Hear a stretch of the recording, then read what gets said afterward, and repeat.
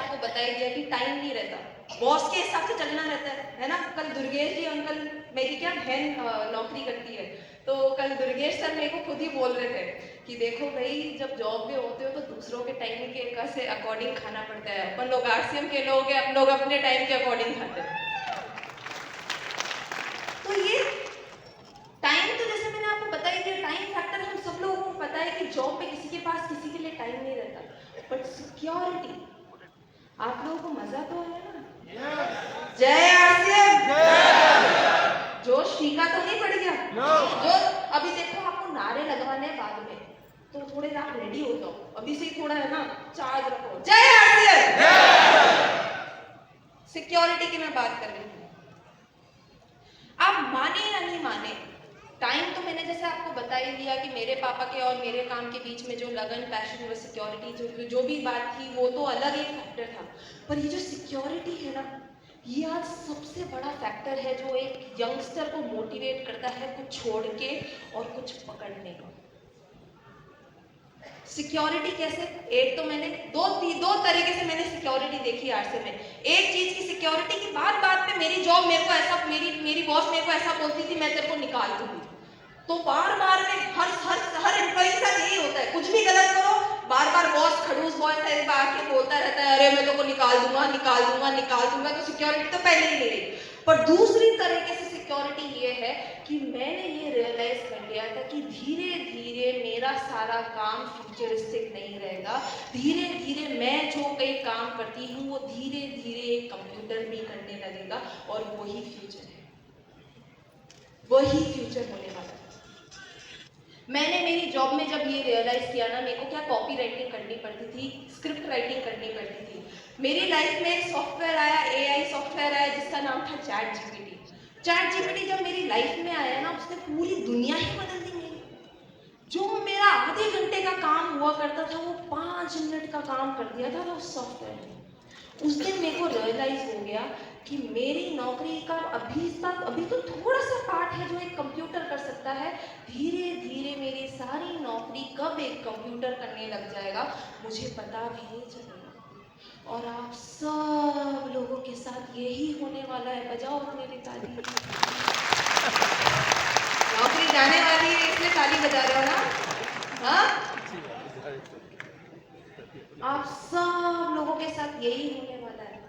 कोई सा भी ऐसा फील्ड नहीं रहेगा पूरे इंडिया में, कोई सा भी ऐसा फील्ड नहीं रहेगा जिसके अंदर नौकरी अवेलेबल रहेगी। कोई सी भी सरकार आ जाए, सारी सरकारें बोलेंगी हम नौकरी दे देंगे, हम नौकरी दे देंगे। नौकरी देने के लिए है ही नहीं।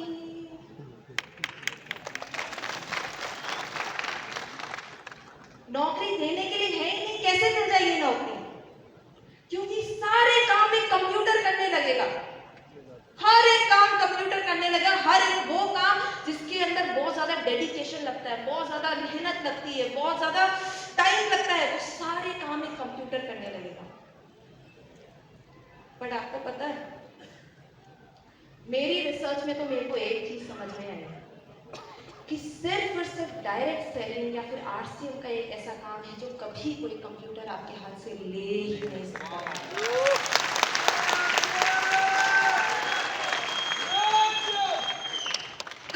कंप्यूटर नहीं ले सकता, क्योंकि कंप्यूटर तो कोड समझता है, कंप्यूटर इमोशन समझता है नहीं, और हमारा काम ही इमोशन है। जब तक आप मेरे से बात नहीं करोगे, मैं आपसे बात नहीं करूंगी, हम लोग एक कॉमन कंक्लूजन पे पहुंच नहीं जाएंगे, तब तक डायरेक्ट सेलिंग हो ही नहीं सकती। और अगर इमोशन समझ में आते ही नहीं कंप्यूटर को, तो कैसे कर लेगा डायरेक्ट सेलिंग? कैसे कर लेगा? तो मेरे को हमेशा जब मैं कंपेयर करती थी मेरी लाइफस्टाइल, मुझे हमेशा से ऐसा लगता था कि पापा का एक ऐसा बिजनेस है जो फ्यूचरिस्टिक है, मीनवाइल मेरा बिजनेस फ्यूचरिस्टिक है। जिसके अंदर मैंने इतनी पढ़ाई की, जिसके अंदर मैंने डिग्री ली, वही फ्यूचरिस्टिक नहीं है। जब मेरे को ये चीज़ समझ में आई, मैंने उस समय सोचा था कि शायद आगे पीछे मैं आ सकूँ। पर यार मैं आपको पहले की बात बता रही हूँ। तो सिक्योरिटी मैंने आपको बता दिया, रिस्पेक्ट, कुछ बोलने की भी जरूरत है मेरे को, इसके लिए बोलने की भी जरूरत है। आप लोगों ने मेरे पापा को क्या नहीं दिया यार, इतनी रिस्पेक्ट दी। अगर मैं एक बार बोलूं आपको कि खड़े होकर ताली बजा दो, आप लोग तो खड़े होकर ताली बजा देते हो पापा के लिए। एक बार पापा के लिए ताली बजा दो इसी बात पे। नहीं, बैठे बैठे।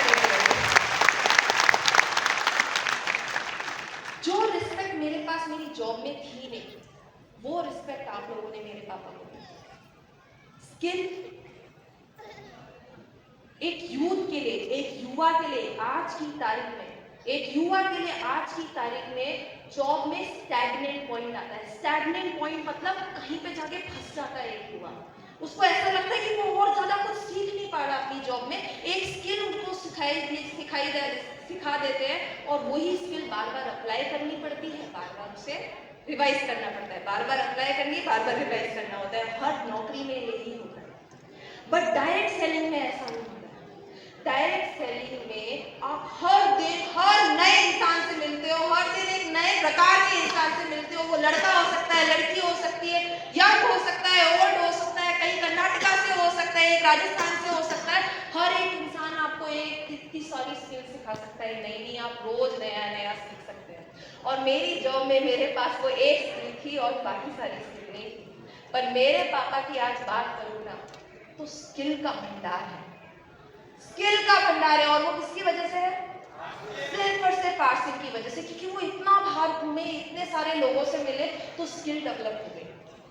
ये डिफरेंशिएटिंग फैक्टर, जो डिफरेंशिएटिंग फैक्टर थे ना, वो मेरे लिए इनफ थे एक रीजन बनाने के लिए कि क्यों मुझे आरसीएम करना चाहिए, या फिर क्यों किसी यूथ को जॉब देखनी भी नहीं चाहिए, सिर्फ और सिर्फ आरसीएम करना चाहिए।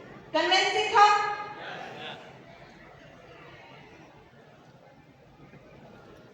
बेहोश हो गए? जय आरसीएम। मेरी समझ में तो आ रही है भाषा आप लोगों को? समझ में आ रही है? मुझे पता है कि है ना, मेरी क्या हिंदी थोड़ी कमजोर है, तो आप लोग बीच बीच में बोल रहे हो क्या बोलना चाह रही है, क्या बोलना चाह रही है। पर आप मेरे से बैक स्टेज मिलना, मैं आपको 100% समझा के जाऊंगी यहाँ पे कि क्यों ये फ्यूचरिस्टिक बिजनेस है। जय आरसीएम। अभी तो जैसे मैंने मेरे रीजंस की बात की, या फिर मैंने क्या देखा, मैंने क्यों चूज किया आरसीएम, और ये मोस्टली सब लोगों की कहानी है, मोस्टली सब लोगों की कहानी है। हर एक, इसलिए मैं स्टार्टिंग में बोल रही थी सिर्फ मेरी कहानी नहीं है, आप सब लोगों की कहानी है, क्योंकि सबकी नौकरी सबको परेशान करती है, सबका बॉस सबको परेशान करता है, और सबकी नौकरियां सबके हाथ से जाने वाली है। ये सब लोगों के रीजन है, सिर्फ मेरे रीजन नहीं है।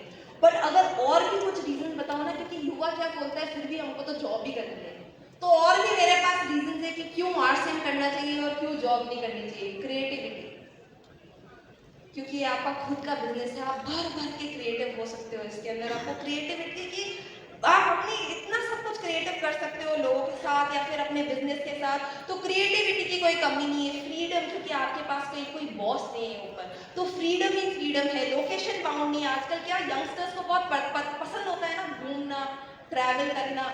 आप ट्रैवल कर करके ही तो काम कर रहे हो। आरसीएम में लोकेशन बाउंड नहीं होता है, आरसीएम लोकेशन बाउंड होता ही नहीं है डायरेक्ट सेलिंग, तो आपको लोकेशन बाउंड काम नहीं कर सकते, काम नहीं है। हायरार्किकल स्ट्रक्चर नहीं है। जैसे एक हायरार्किकल क्या होता है स्ट्रक्चर, जैसे एक बॉस होता है, बॉस के नीचे एक सब सेक्रेटरी होता है, फिर आप एम्प्लॉय होते हैं, फिर उसके नीचे बहुत सारे मैनेजर्स होते हैं, मैनेजर्स के नीचे बहुत सारे एम्प्लॉयज होते हैं। ऐसे ही काम होता है, एक नॉर्मल जॉब में ऐसे ही काम होता है। उसके अंदर कितनी सारी ऑफिस पॉलिटिक्स भरी हुई होती है, इसको भी पहले इसका ईगो ऊपर, इसको पहले ऊपर रखो, फिर नीचे, फिर ये, फिर वो इतना सारा हायरार्किकल स्ट्रक्चर होता है, वो यहाँ पे होता नहीं है, तो वो कट जाता है। एज लिमिटेशन, आज मैं 25 साल की लड़की हूँ और आप सब लोगों के सामने बात कर रही हूँ। आपको सच्ची में लगता है एज एक लिमिट है? यहाँ पे आप जो काम करेंगे, जैसा काम करेंगे, जितने लेवल पे काम करेंगे, उतनी आपकी क्रेडिबिलिटी होती है। एज कोई फैक्टर होता नहीं है, जेंडर कोई फैक्टर होता नहीं है। और यूथ को आजकल पसंद ही क्या है? बाउंड्री लेस है, किसी चीज की बाउंड्री नहीं है। एक्सपीरियंस के बारे में मैंने बात कर दी। लिमिटेड टाइम ऑफ, एक जॉब में एक लिमिटेड टाइम होता है आपके पास, एक लिमिटेड टाइम होता है। उस लिमिटेड टाइम में ही आपको काम करना होता है, और उस लिमिटेड टाइम में आपको अपने टारगेट्स अचीव करने होते हैं। तो जॉब में ऐसा होता है, पर आरसीएम में ऐसा नहीं होता, क्योंकि आपका बिजनेस है, आपके लिटरली हाथों में है आपको अपनी रेखा कैसे बनानी है, आप सब लोगों के हाथों में। दिन सैलरी क्या, और हर महीने अपने मन के हिसाब से वो सैलरी ले सकते हो जो आपको चाहिए। बट जॉब में ऐसा नहीं होता है। जॉब में डिसाइडेड रहता है ना, जॉब में डिसाइडेड रहता है इस 6 महीने आपको इतनी सैलरी बनेगी, आप जब आपका रिटायरमेंट हो जाएगा तब आपकी इतनी सैलरी, और हमेशा यही होता है जॉब में, आरसीएम में ऐसा नहीं होता। देन लैक ऑफ पैशन, मैंने जैसा आप लोगों को बताया, वो लगन और पैशन जिसके साथ मैं एक जॉब में गई थी ना, वो मेरे अंदर रही नहीं थी, और वो हर यूथ की यही थी। जब भी एक यूथ कभी किसी है ना वर्क प्लेस में एंटर करता है, और ये मैं इसलिए आपको बता सकती हूँ क्योंकि मेरे साथ रिसेंटली हुआ है। रिसेंटली मैंने बहुत सारे जनों को देखा, जब एक यूथ एंटर करता है ना वर्क प्लेस को, तो बहुत ज़्यादा लगन के साथ करता है। उसको ऐसा लगता है कि वो दुनिया फाड़ सकता है। उसको हमेशा ऐसा लगता है, regardless of their age, regardless of their gender, हर यूथ को ऐसा लगता है जब वो एक नई जगह एंटर करते हैं, नई वर्क प्लेस में एंटर करते हैं। बट धीरे धीरे धीरे धीरे ऑफिस पॉलिटिक्स होने लगती है, काम होने लगता है, एक ही स्किल सेट बार बार यूज होने लगती है, तब उन्हें समझ में आता है कि वो लैक ऑफ जो पैशन था ना उनके अंदर, वो अब रहा नहीं, वो अब बिल्कुल भी नहीं रहा। बट पैशन हमेशा जिंदा रहता है, क्योंकि आप हमेशा नए नए लोगों से मिलते रहते हो, हमेशा लीडर्स से बात करते रहते हो, उनके अंदर जोश भरते रहते हो और उनको जोश देते रहते हो। ये तो शायद कुछ ही रीजन है, और मैं आप लोगों को ज्यादा बोर नहीं करूंगी, क्योंकि इससे भी बहुत ज्यादा तमाम रीजन है मेरे पास ऐड करने के लिए कि क्यों आरसीएम बेटर है और क्यों जॉब बेटर नहीं है। बहुत सारे तमाम रीजन। बट आई होप यहाँ पे आके मैंने आपको थोड़ा सा शायद मेरा पर्सपेक्टिव बता दिया कि क्यों एक यंगस्टर के लिए जॉब से, क्या आरसीएम से बेटर और कुछ हो ही नहीं सकता। एक जॉब कभी आरसीएम की जगह ले ही नहीं सकती, और क्यों जॉब करनी ही नहीं चाहिए। आया? थोड़े फीके हो गए, देखिए। यस यस जय आरसीएम।